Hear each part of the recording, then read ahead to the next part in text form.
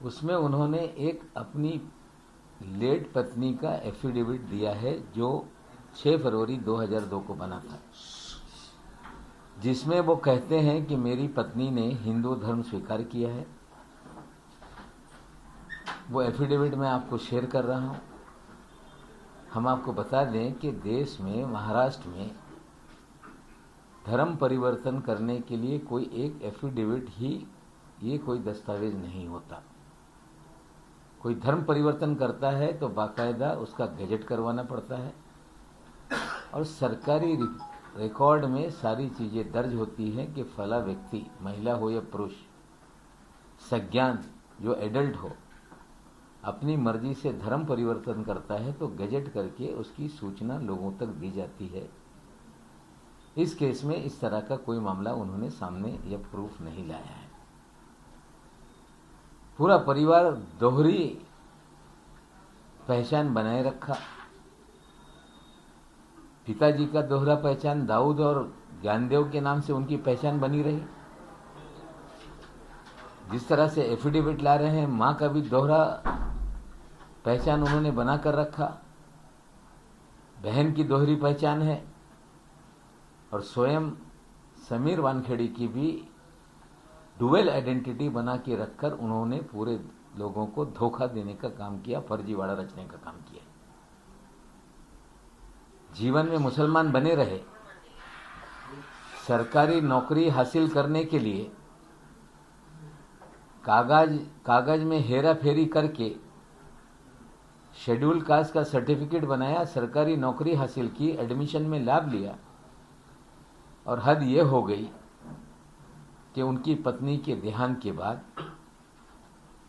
कोकिला बहन अस्पताल में उनका देहांत हुआ था, कॉज ऑफ डेथ का कागज लेकर महानगर पालिका की जो ओशीवरा में शमशान भूमि है जहां पर डीआर के इशू होता है अंतिम संस्कार के लिए, वहां पे 16 अप्रैल 2015 को एक सर्टिफिकेट बनाया गया जिसमें मुस्लिम करके सर्टिफिकेट इशू हुआ।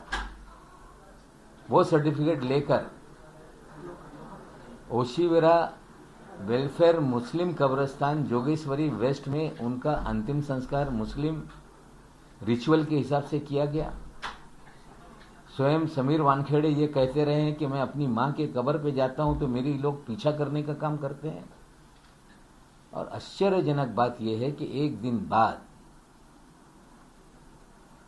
16 अप्रैल 2015 को फिर डेथ सर्टिफिकेट बनवाया गया, जो हिंदू लिखकर डेथ सर्टिफिकेट बनाया गया। ये दोहरी पहचान का और एक मामला सामने आया है, फर्जीवाड़ा सामने आया है कि जीते जी तो लोगों ने फर्जीवाड़ा किया, लेकिन एक महिला के देहांत के बाद भी उन्होंने फर्जीवाड़ा छोड़ा नहीं। अंतिम संस्कार के लिए एक अलग सर्टिफिकेट बनवाया और सरकारी रिकॉर्ड पर चीजें सामने रखने के लिए दूसरा सर्टिफिकेट बनाया ताकि उनकी संपत्ति मिले।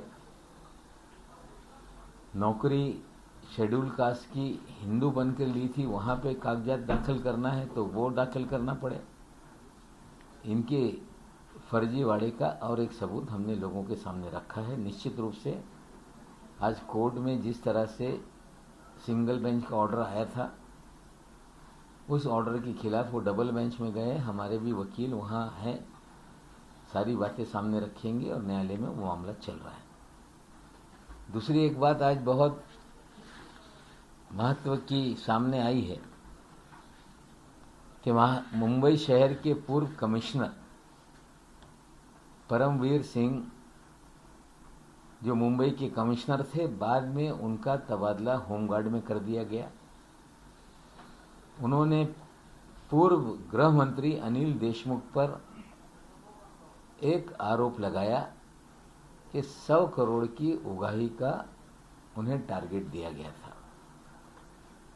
जो कि मामला अदालतों में है। आरोप लगाने वाला स्वयं फरार हो गया। वजह के नाम से आरोप लगाया गया, वजह कह रहा है कि इस तरह की कोई बात मेरे पास बताने के लिए नहीं। स्वयं परमवीर सिंह जी ने चांदीवाल कमीशन के सामने कोई भी हमारे पास दस्तावेज नहीं या कोई प्रूफ नहीं जो हम सिद्ध कर पाए, फिर भी अनिल देशमुख जी को सीबीआई ने, ईडी ने मामले में उलझाकर उन्हें गिरफ्तार किया हुआ है। न्यायालयीन लड़ाई है, लड़ी जाएगी, वे निर्दोष है हम साबित करेंगे। लेकिन जिस कमिश्नर के आरोप पर ये कार्रवाई शुरू हुई वे स्वयं मई महीने से फरार हो गया। पुलिस लगातार उन्हें खोज रही थी।